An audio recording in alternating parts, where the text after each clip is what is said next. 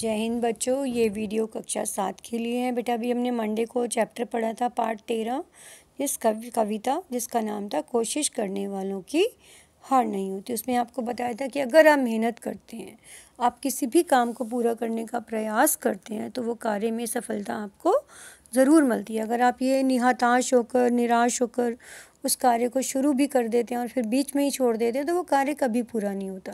लेकिन अगर आप उसको ये सोच लें कि नहीं, मुझे तो ये कार्य पूरा करना ही करना है, तो आपको कोई भी ताकत उस कार्य को पूरा करने से रोक नहीं सकती। तो वही इस चैप्टर में हमें बताया गया था। तो आज हम इसके आपको एक तो शब्दार्थ भी करने हैं। बेटा आपको मैंने उस दिन चैप्टर पढ़ाया था तो उस दिन मैंने शब्दार्थ नहीं दिए थे, मैंने सिर्फ सुलेख दी थी। तो आज आप इसके शब्दार्थ कॉपी में करेंगे और अगर सुलेख नहीं की है जिन बच्चों ने, तो वो बच्चे अपनी कॉपी में सुलेख भी करेंगे और शब्दार्थ भी। और इसके बाद हम इसके आप क्वेश्चन अभ्यास कार्य में आएंगे। मौखिक से शुरू करते हैं। यहाँ पर कुछ शब्द दिए गए हैं, इनकी आपको एज यूजुअल जैसे हमेशा आप प्रैक्टिस करते हैं और घर पर किसी भी बड़े से इसकी श्रुत लिख लीजिए। क्वेश्चन नंबर 2, सोच कर बताइए, चींटी किस काम के लिए प्रसिद्ध है? चींटी कोशिश करने के लिए प्रसिद्ध है। गोताखोर कौन होते हैं? गोताखोर वो होते हैं जो समुद्र के नीचे जा सकते हैं। मनुष्य की जय जयकार कब होती है? मनुष्य की जय जयकार तब होती है जब वह अपने लक्ष्य को प्राप्त कर लेता है। अब MCQ यानी कि सही विकल्प के सामने सही का निशान लगाओ। कैसे लोगों की कभी हार नहीं होती? कोशिश करने वालों की कभी हार नहीं होता, जैसा कि आपने चैप्टर के नाम में भी सुना है, पढ़ा है। जब मन में विश्वास हो तो क्या नहीं अकड़ता? चढ़कर गिरना और गिरकर चढ़ना। गहरे पानी से मोती आदि कौन निकालते हैं? गोताखोर। तो यहाँ पे राइट का निशान लगाएंगे आप। ये था हमारा पेज नंबर 115। अब हम करेंगे पेज नंबर 116। नींद चैन को कब तक त्यागने के लिए कहा गया? जब तक सही साथ, जब तक कि आप सफल ना हो। जैसे मैंने अभी बोला, अथक का मतलब यही है कि आप इतना परिश्रम करेंगे कि जब तक आप अपनी उस चीज़ को प्राप्त नहीं कर लेंगे जो लक्ष्य है आपका, तब तक आप थकेंगे नहीं, अथक परिश्रम करेंगे।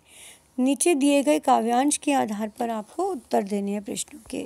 मुट्ठी उसकी खाली हर बार नहीं होती, कोशिश करने वालों की हार नहीं होती। उसकी से क्या तात्पर्य है? यहाँ पर उसकी कौन है? गोताखोर, जो बार बार नीचे जाता है।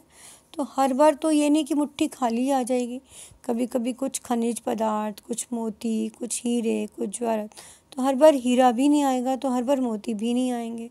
तो कुछ ना कुछ उसकी मुट्ठी में आता अवश्य है।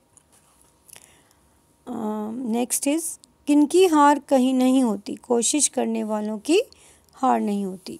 अब है वर्णात्मक क्वेश्चन आंसर यानी कि अति लघु। नौका किनसे डरकर पार नहीं होती? लहरों को। दाना लेकर कौन जाती है? चींटी। समुद्र में डुबकियां कौन लगाता है? गोताखोर। असफलता को क्या कहा गया है? चुनौती। कौन सा मैदान छोड़कर भागने के लिए मना किया गया है? संघर्ष का। लघु स्तरीय, चींटी हमें क्या संदेश देती है? चींटी हमें सदैव प्रयास करने का संदेश देती है। जीवन में सफलता कैसे प्राप्त की जा सकती है? जीवन में सफलता समय का सदुपयोग व परिश्रम व प्रयास से प्राप्त की जा सकती है। संसार में कैसे लोगों की जय जयकार होती है? जो लोग संघर्ष का मैदान छोड़कर नहीं बल्कि उसमें विजय होते हैं, संसार में ऐसे लोगों की जय जयकार होती है। बेटा इन क्वेश्चंस को अगर आप चाहो तो अपने शब्दों में भी लिख सकते हैं। मैंने जो शब्द लिखे हैं वो भी लिख सकते हैं। अगर आप चाहो तो इन्हें थोड़ा सा मोल्ड कर कर भी आप लिख सकते हो। दीर्घ स्तरीय प्रश्न उत्तर।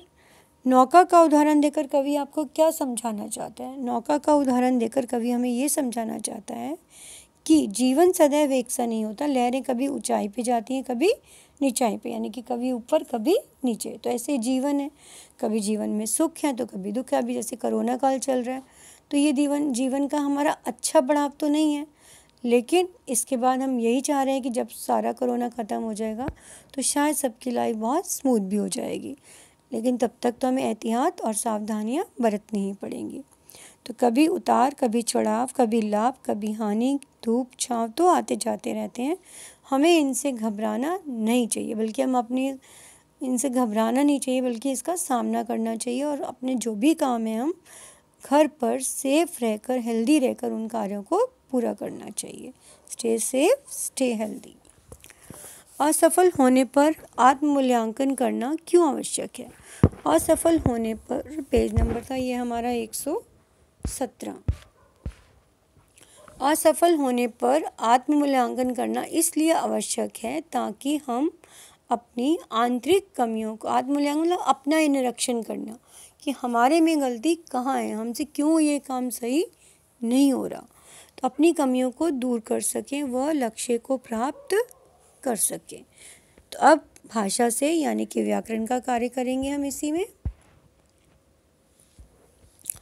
दिए गए शब्दों के पर्यायवाची लिखें। नौका, नाव, कश्ती, पानी, नीर, जल, समुद्र, सागर, सिंधु, हैरान, आश्चर्य, स्तब्ध, उत्साह, जोश, हौसला, धरती, पृथ्वी, जमीन।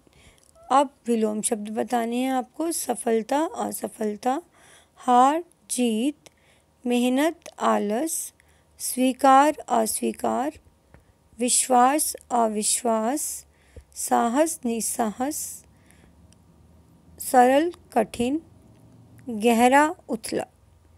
अब नीचे दिए गए शब्दों को लिखकर आपको ज्वाइन करना है। हार, माला, हारना, मैंने भगवान को फूलों का हार चढ़ाया। हारना, कल राम ने उसे मैच हरा दिया। ऐसे नहीं, विचार, मशीन और आने वाला कल। तो इनसे वाक्य मैंने तो बनाए हैं, आप चाहो तो आप अपनी मर्जी से भी वाक्य बना सकते हैं। अब हम करेंगे पेज नंबर 118।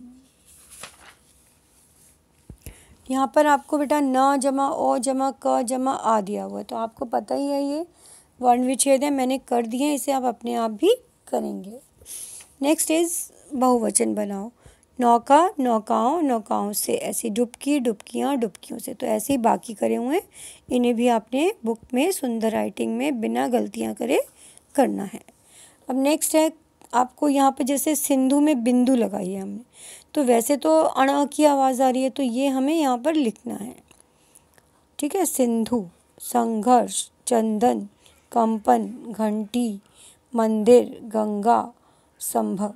तो इसी तरह से बाकी करने थे, तो ये मैंने यहाँ कर दिए, आप अपनी बुक में करेंगे। अब है पेज नंबर 119। तो ये पेज आपको पूरा का पूरा पेज खुद से लिखना है, मैंने इसमें नहीं करा। इसमें आपको क्या बताना है कि अपना लक्ष्य सभी व्यक्ति निर्धारित करते हैं, फिर उसके लिए प्रयास करते हैं, और इसी तरह से आपको लिखना है कि आपके जीवन का क्या लक्ष्य है। तो यहाँ पर आप उसे कैसे प्राप्त करेंगे। आप डॉक्टर बनना चाहते हैं तो आप अभी से साइंस और मैथ्स को बहुत अच्छे से पढ़ेंगे ताकि आप आगे जाकर साइंस ले सकें। और अगर आप टीचर बनना चाहते हैं तो जिस भी सब्जेक्ट को आपको, हिंदी, इंग्लिश, मैथ, तो आप उसको बहुत अच्छे से करेंगे ताकि फ़र्दर जाकर आप उन्हीं सब्जेक्ट्स में मास्टर्स कर सकें। तो इसी में जो भी जो बनना चाहता है वो अपने विचार यहाँ पर छोटी सी लाइंस में लिखेगा। अब यहाँ पर दिया हुआ है आपको, देखो ये नीचे भी एक पत्र दिया गया है, मैंने अभी आपको अनौपचारिक बधाई पत्र करवाया भी था, तो ये पत्र आप यहाँ पर अपनी ओर से लिखेंगे। अपने मित्र के कविता पाठ में प्रथम आने पर सेम वही बातें होंगी। परीक्षा भवन, दिलशाद गार्डन, तिथि, आपका पत्र प्राप्त हुआ, मुझे पता चला कि आपकी कविता, आप अपने विद्यालय में कविता प्रतियोगिता में प्रथम आए हैं, उसके लिए आपको ढेर सारी बधाई। आशा करती हूँ आप हमेशा अपने जीवन के हर पड़ाव में ऐसे ही प्रथम आएंगे और अपने लक्ष्य को प्राप्त करेंगे। धन्यवाद। कोई बहुत बड़ा लेटर नहीं है, छोटा सा लेटर है। सभी बच्चे अपने आप से ये पेज को खुद पूरा करेंगे, मैंने नहीं करा है, तो आपने ये काम स्वयं करना है। तो मुझे उम्मीद है कि सभी बच्चे ये काम अपने आप ज़रूर कर लेंगे। धन्यवाद। Good day.